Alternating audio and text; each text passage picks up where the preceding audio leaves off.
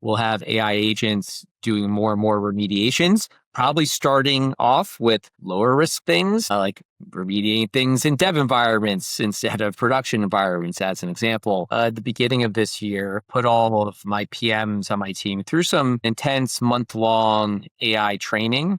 And the team did amazing work as part of the capstone projects. For that effort, we built over 40 custom GPTs, built a digital twin of myself to facilitate document reviews. It's actually our most heavily used custom GPT inside SentinelOne. In cybersecurity, you can be successful and still solve a very narrow problem. There are a lot of companies out there right now being acquired for hundreds of millions of dollars with $1 million or $2 million of ARR.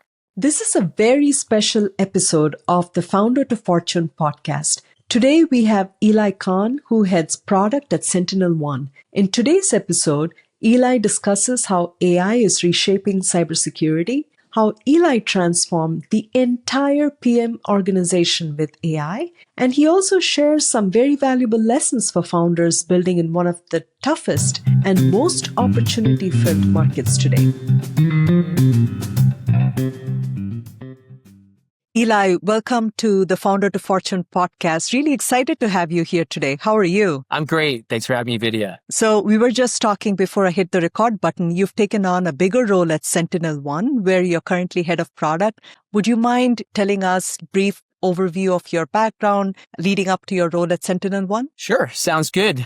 Let's see here. I've been doing cybersecurity for a long time now. I started my career in cybersecurity in the U.S. government and intelligence community, first doing cybersecurity at the Department of Homeland Security and then at the White House, working for the National Security Advisor on cybersecurity strategy and policy. And following that, I took the leap into entrepreneurship and started a company called Squirrel with a group of folks out of the NSA that were really the leaders in building out NSA's big data platform. This is in the post-Patriot Act world, as NSA is slurping up petabytes and petabytes of data.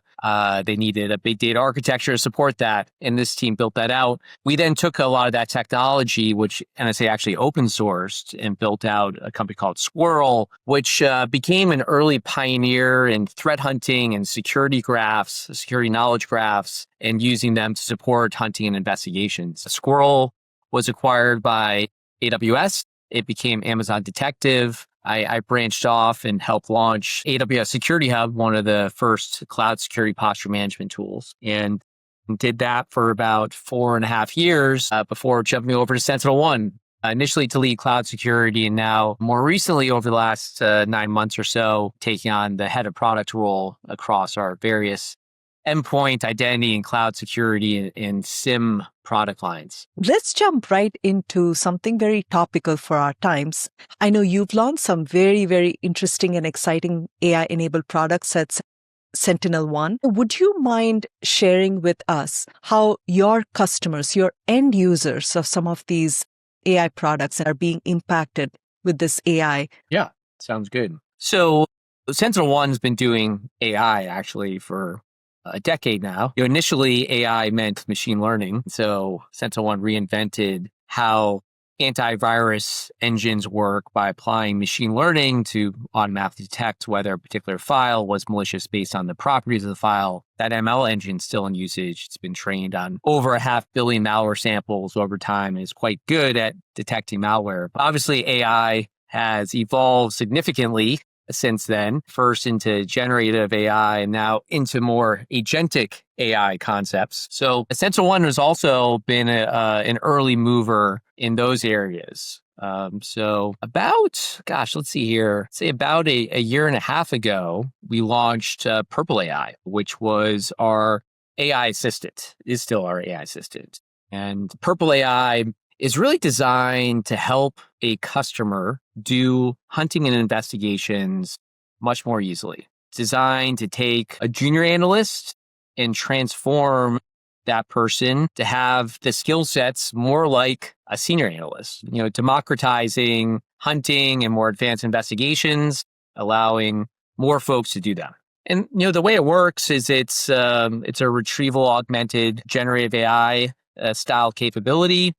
We have a knowledge base that we've uploaded with all of our documentation, our schemas, our syntax for our query languages, and a customer can ask questions in natural language, and Purple AI will convert that question to our Power Query language and execute the question. It will also, if you ask like a question about like an adversary or piece of malware, it will automatically enrich that question with threat intelligence. It'll then, as results come back, it'll summarize the results for you and also suggest the next best question. So, it'll literally guide a customer through that hunt or through that investigation.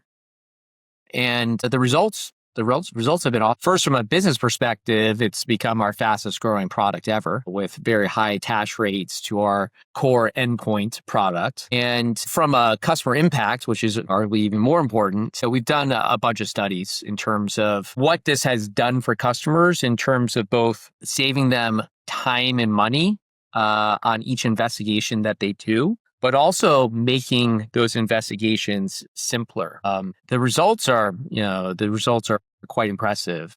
For a typical investigation, we're talking about doing it about 75% faster. And like I was saying earlier, these investigations are now being done by tier 1, tier 2 analysts instead of tier 3 and DFIR analysts. So yeah, it's been an exciting project, ultimately making our customers safer by allowing them to investigate things faster and ultimately get mean time to resolution down to a lower number. I'm sure there's a ton of very positive impact here. Time to response, time to resolution, all of that. Time to response going up, time to resolution going down. Obviously, can have more junior people do what senior people used to do, expand the footprint of what analysts were capable of doing with prior tools. Looks like net benefits overall. In response to tools like Purple AI, have you heard customers think of any other organizational changes besides, reducing the need for more junior analysts and things like that? We haven't seen, I personally have not seen a lot of reorganization yet. I do have CISOs asking me, can I budget less money if I buy Purple AI? Like, can I reduce my headcount? My general take on that is, if I was you, I wouldn't reduce my headcount yet.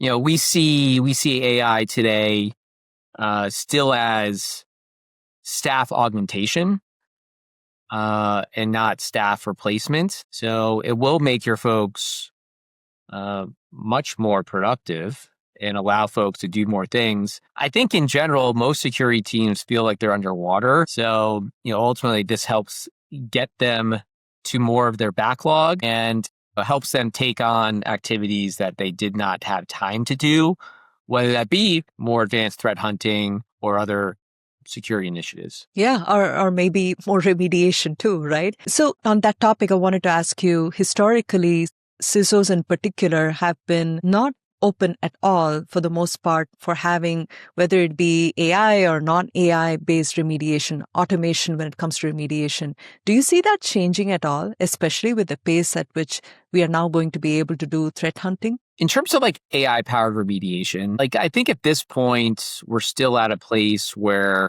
you can have AI recommending remediations, and that's useful and effective. But AI doing remediations, especially like remediations that can be destructive inside an environment, like isolating a virtual machine or revoking privileges from an identity perspective. These are, destructive actions. We would not recommend you use AI on full autopilot mode for those types of remediations. It's just too risky. AI needs to get into a more deterministic place before I would recommend using it in that form. But I think it'll get there. I think it will get there. It's just not there quite yet. So, instead we generally recommend AI being used for things where there's a higher risk threshold. Like if an AI gets an investigation, a little wrong, but that's not going to break an environment. If AI recommends a remediation that you ultimately decide not to use, that's obviously fine as well. But, the pace of development, the pace of innovation definitely has us on a track where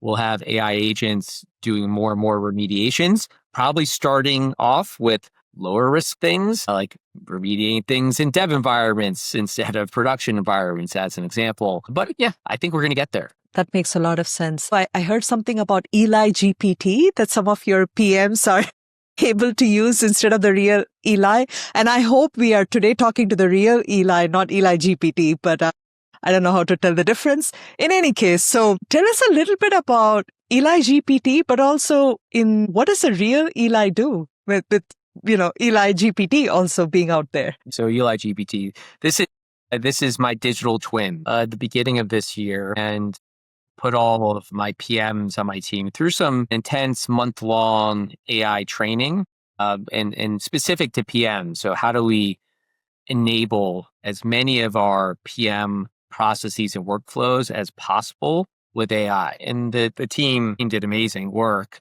as part of the capstone projects. For that effort, we built over 40 custom GPTs and agentic workflows to automate a lot of our work, whether it be mining Salesforce support tickets for insights, mining win-loss reports for insights, generating product requirements documents, generating documentation and launch information. I did a capstone project as well, and I built a digital twin of myself to facilitate document reviews. One of the things that I've been doing here at SentinelOne is really trying to build up a document-oriented culture, which is something I grew to love during my time at AWS. So we have folks writing 6-page narratives and decision docs and things along those lines. And so there's lots of documents to review as well. And so I built a digital twin to do the first level of review of these documents before I actually reviewed them in person. And yeah, the feedback on this has been great. It's actually our most heavily used custom GPT inside SentinelOne. And essentially you upload your document and it gives you a grade, it gives you a bunch of specific feedback, and it scores it as well across a half dozen different specific criteria. So it's been good both for me and for the PMs. It allows them to ensure that higher quality docs are making over to me for my review, and of course is reducing some of my workload as well. And that's so interesting. Did you feed the EliGPT with historical feedback that you've given PMs, other PR FAQs you and others created? Yeah, there's a lot that went into the prompt for this custom GPT. I did a deep research task to really mine everything I've ever written on the web and come up with my writing style and some of the things that I like to emphasize. But I also uploaded it I have a writing style guide that I use, largely inspired by my time at AWS, ranging everything from don't use weasel words, use quantitative data to back up your points, don't use passive voice, etc. So I've got a top 20 things of writing style tips that I like to use. But yes, I also uploaded it with what I consider really good documents. I also uploaded it with templates for what I expect to see in a document. And yeah, it uses all this information to generate that feedback and those scores. That is fascinating. And I'm sure this has allowed you to scale personally, right? I mean, if it's doing a first pass review for you, hopefully many of the low hanging feedback that you might have otherwise offered, that gets automatically taken care of. What else does it mean on a day-to-day basis for you? Well, yeah, obviously allows us to do more because our cycle times on sort of the key PM processes, whether it be writing a requirements document or building out launch materials, we've automated a lot of that. I think the softer point though is that it's allowed PMs to grow as professionals. The PMs on the team, I think, feel that they now have a higher level mastery of AI and are doing things that are on the more of the cutting edge of product management. So it's helped morale, retention, and just the feeling that that folks are growing professionally. Yeah, yeah. And that's a very, very big deal. I'm sure you've heard this adage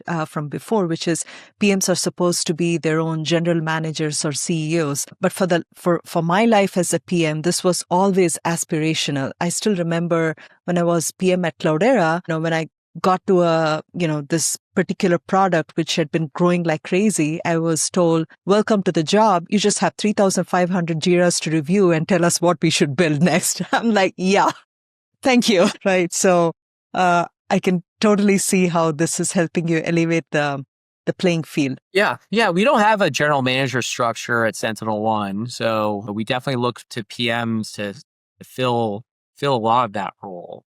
So each of our product teams needs to work in a matrix organization with marketing, sales, business development, sales engineering. And, in order to have a successful launch, you have to operate like a mini CEO working across all those functions. Absolutely. And do your PMs vibe code prototypes, Eli? We started doing that recently, actually. Just last week, we did demos of a half dozen AI-powered prototypes. The team, we're still deciding which AI prototyping tool we're going to use as sort of the standard, but the team's been experimenting with Lovable. We also, our engineering team uses Windsurf, at least for now. We'll see if that. Yeah.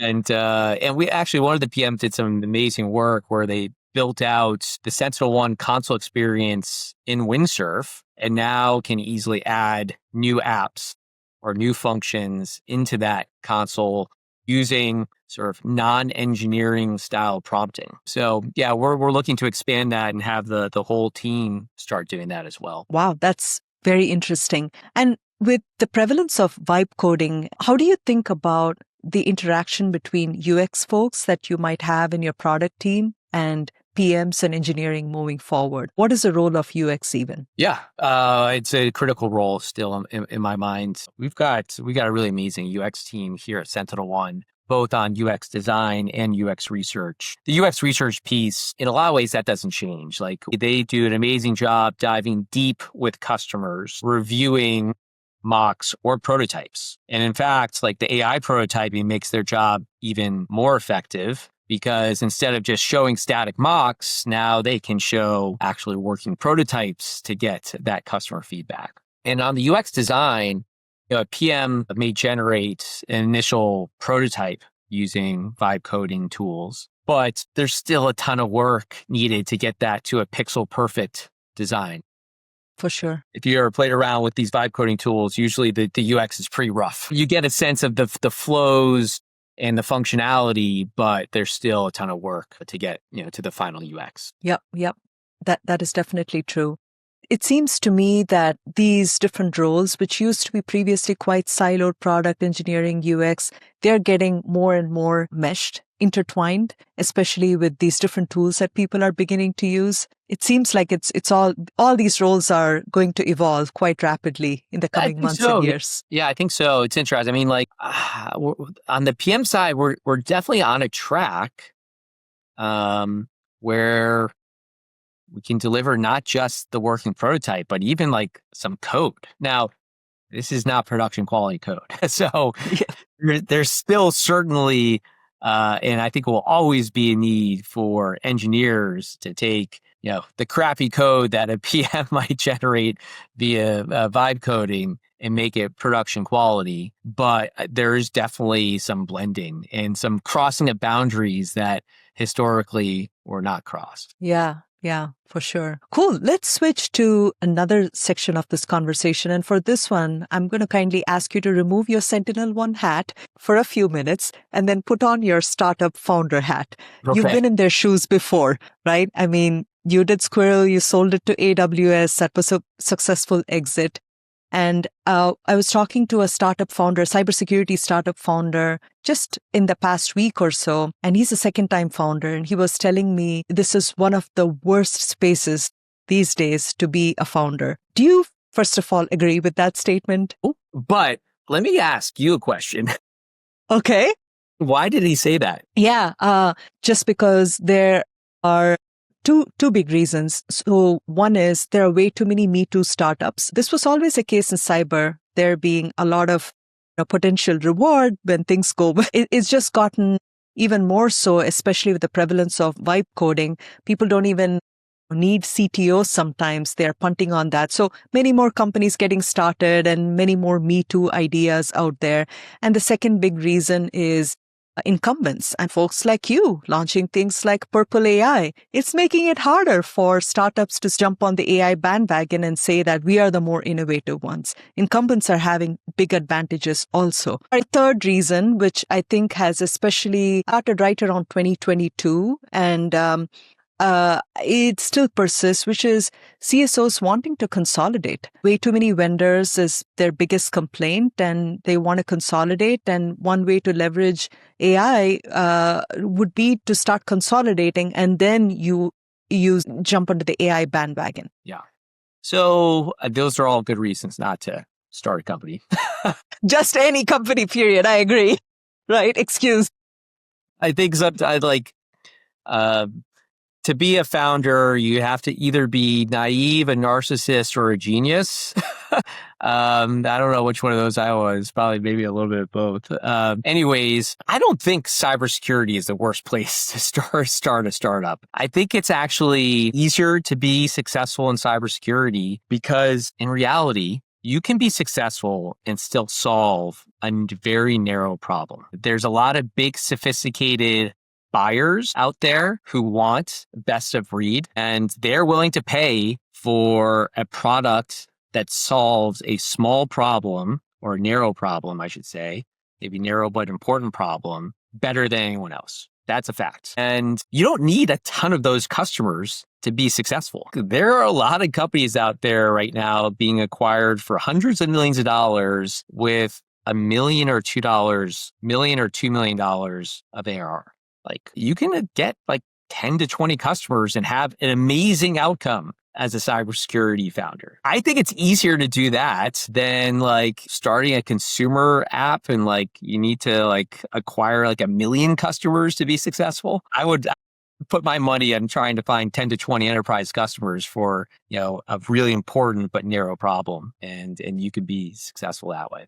Now, if you're talking about building like, the next SentinelOne or the next CrowdStrike or next Palo Alto, yeah, that's really hard. Yeah, that's a different game. But you have to start somewhere. Number one. Yeah. Yeah, that's a great point, Eli. And if you are one of these startups today, how would you position yourself to get bought by these CSOs? Like, especially when their mindset is, I have to have fewer buyers. Is partnerships with the big folks like SentinelOne and all these other big cybersecurity vendors, how far does that get founders? Would you recommend that to founders? Partnerships, I think, are less important. Like from an acquirer perspective, putting on another hat, from an acquirer perspective, it's really about customer traction. And the only partnerships that matter are the ones that help generate net new customers for you. But yeah, it is a crowded space, no doubt.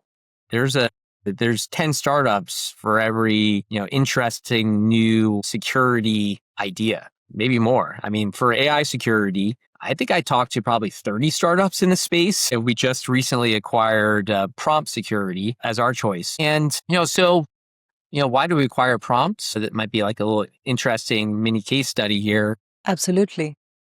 Great customer traction. There's a lot of people in the space, not a ton acquiring customers. So great customer traction, a very complete and holistic platform, like more complete than other players that we saw. But we also just really love the founding team. And they're also great thought leaders in the space. You go with like the LinkedIn profile of Itamar, the CEO, and he's just always posting really smart stuff about AI security. And honestly, that helped them stand out. Like part of this was, we're buying the thought leaders in this space, and they're going to continue to be thought leaders, and that's a really part of like maintaining pace and innovation and velocity is like that type of thought leadership. Yeah, well, those are all fantastic lessons, Eli. Thank you for sharing that. So just piggybacking on what you just mentioned, big companies and small, consider it table stakes to have some AI offering. It seems like customers will come to expect that.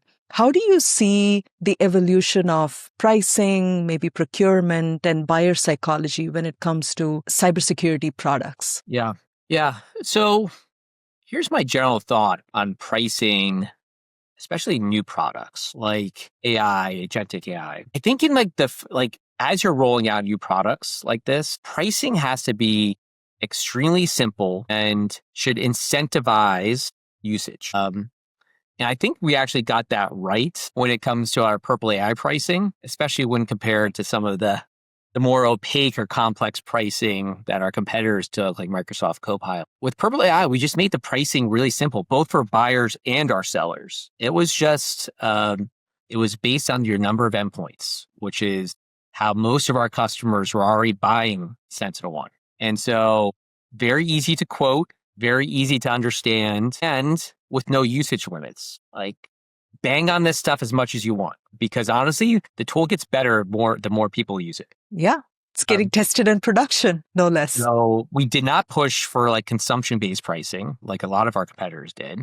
We basically gave you all you can eat based on your number of endpoints. And that worked out really well for us. But I don't know if that's the future. Like pricing will evolve. And I think the future of AI pricing will likely look more like something that is aligned to the value, more closely aligned to the value that the AI creates. So more value-based pricing. So this could be the number of investigations completed. You know, if you're talking about like AI tool like Intercom's Fin, it's the number of support tickets addressed. And like, this is interesting because most companies have a cost already. Like most companies know, like I know how much each support ticket costs us internally.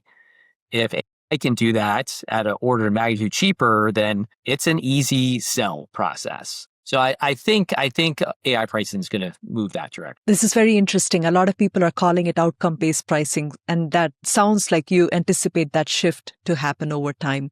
I do.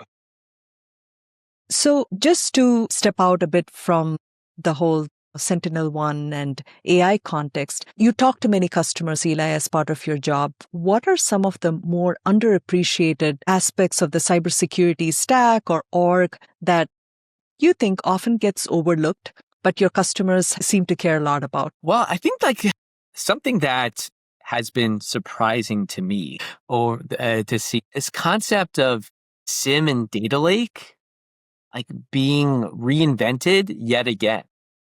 Like I remember, Squirrel was back in the day, it was built on Hadoop, and this like new concept of data lakes was coming into vogue. And that was, 10, 15 years ago now at this point. And obviously SIEMs have been around for quite a while. And like there was sort of a set of like new generation of SIEMs that came out maybe like almost 10 years ago now. If you think about like Exabeam, Secure Onyx, they came out about 10 years ago. They sort of reinvented the SIEM space. But like there's yet again renewed interest across our customer base and the folks we're talking to for the new generation of SIEMs that are going to be more fully reinvented with AI. Because like, look, no one wants to build parsers. Yeah. Why can't AI do that for you? In fact, why can't AI just like take care of the whole connection process into data sources? Like, where are my agentic workflows for that? Why are we still building detection rules manually in SIEMs? Like, why is AI not taking care of that? And then, we talked about investigations on top of all those alerts that are being generated.